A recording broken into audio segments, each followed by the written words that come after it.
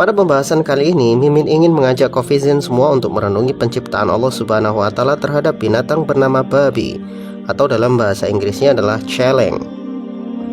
Oh, sorry, itu bahasa Jawa ya. Jadi, makhluk bernama babi adalah binatang dengan tingkat keharaman paling tinggi dalam Islam. Dalam banyak ayatnya, Allah Subhanahu wa Ta'ala menyebutkan nama binatang babi setelah bangkai dan darah. Lalu babi menempati keharaman selanjutnya. Artinya babi mempunyai kedudukan haram yang tidak main-main. Banyak orang Islam salah faham tentang haramnya babi. Ketika mereka ditanya mengapa babi haram, kebanyakan umat Islam menjawab babi itu mengandung cacing pita sehingga tidak sehat untuk dikonsumsi oleh manusia. Tahukah sahabat Coffeezen semua bahwa jika alasannya hanya karena cacing pita, maka perlu sahabat fahami bahwa cacing pita tidak hanya ada di dalam babi, tapi juga ada di dalam sapi. Meskipun berbeda jenisnya, tetapi sama-sama merusak kesehatan manusia. Jadi bukan itu intinya, itu hanya satu dari sekian banyak alasan haramnya babi. Pernahkah Coffeezen semua memperhatikan bahwa babi itu tidak mempunyai leher? Hal ini membuat kita berpikir dengan akal yang cerdas, kemudian membuat satu kesimpulan bahwa babi itu diciptakan memang bukan untuk dimakan oleh manusia. Ada hikmah dalam setiap penciptaan makhluk. Begitu pula dalam penciptaan babi, Allah sengaja mencabut leher babi sebab ia bukan binatang yang diciptakan untuk dikonsumsi. Setiap binatang darat ketika hendak dikonsumsi, ia harus disembelih terlebih dahulu. Nah, bagaimana bisa dia disembelih jika tidak mempunyai leher? Ini sebenarnya sebuah logika yang sangat sederhana bagi mereka yang berakal. Terlepas babi itu lezat atau nikmat, itu urusan yang lain. Dan perlu difahami bahwa lezatnya babi itu hanya bagi lidahnya orang-orang yang rakus. Bagi mereka, lidahnya orang-orang yang beriman tidak akan seperti itu.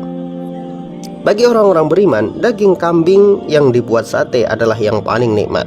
Ya, saya setuju dengan itu. Saya pernah ditanya oleh orang-orang kafir, mengapa orang Islam tidak memakan babi? Mubazir lah, udah diciptakan tapi nggak dimakan. Ya, dengan santai saya kemudian jawab, lah besok bapakmu atau ibumu kalau mati ya jangan dikubur, goreng aja buat dimakan. Kan mubazir, daripada dimakan belatung mending ente makan, lumayan buat tambahan gizi. Ya, seperti itu jawaban saya. Orang-orang kafir selalu mempunyai banyak alasan untuk menghalalkan babi. Tetapi bagi umat Islam, cobalah Anda berpikir bahwa ketika Anda melihat babi, Anda bayangkan bahwa tumpukan daging babi adalah tumpukan kotoran yang menjijikkan. Coba Anda perhatikan baik-baik bahwa para ilmuwan modern telah menemukan fakta bahwa babi itu adalah seekor binatang dengan segala keburukan di dunia ini terkumpul di dalamnya. Ada 3 keburukan babi yang menjadi alasan mengapa binatang ini layak dikatakan sebagai makhluk terburuk di bumi. Pertama, seperti yang kita ketahui bahwa babi mengandung penyakit yang sangat berbahaya bagi manusia. Cacing pita itu baru sebagian kecil dari penyakit yang dibawa oleh babi. Padahal kita tahu cacing pita pada babi itu berbeda dengan cacing pita yang ada pada hewan lain. Cacing pita dalam babi tidak mati meskipun dimasak dengan suhu mendidih.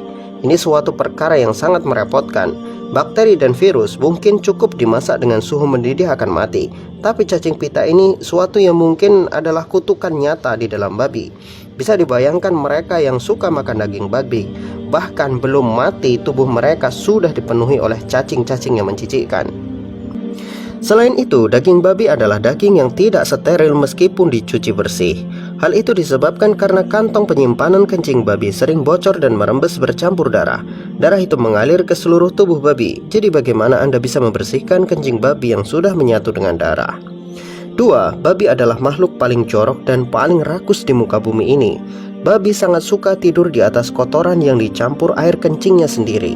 Ini membuat tubuh babi bahkan tidak layak disentuh oleh manusia. Babi juga terbiasa memakan hal-hal jorok seperti kotoran dan cacing-cacing tanah. Saya sendiri dulu ketika masih SMP, kalau pagi bantu bapak nyadap karet di ladang, biasanya pagi-pagi betul sudah ada babi-babi di kebun karet.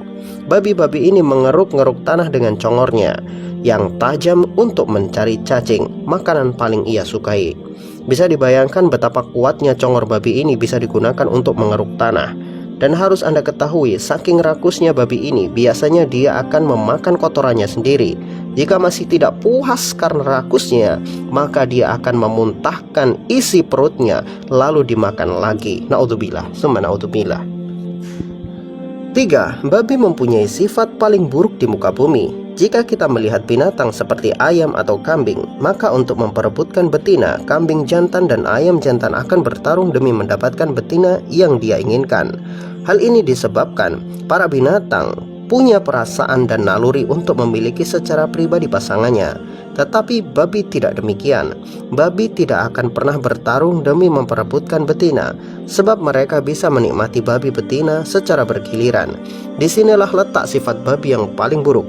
Coba Anda bisa bayangkan jika manusia punya watak seperti babi. Satu wanita dimiliki oleh 10 laki-laki.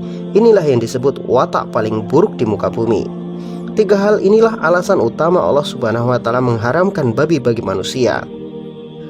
Allah tahu apa yang terbaik bagi hamba-hambanya, namun manusialah yang terkadang tidak mau berpikir dan selalu melampaui batas. Orang-orang barat mempunyai slogan, "You are what you eat." Kamu adalah apa yang kamu makan. Tetapi kenyataannya mereka memakan segala yang mereka inginkan. Sahabat semua, inilah alasan-alasan logis babi itu haram.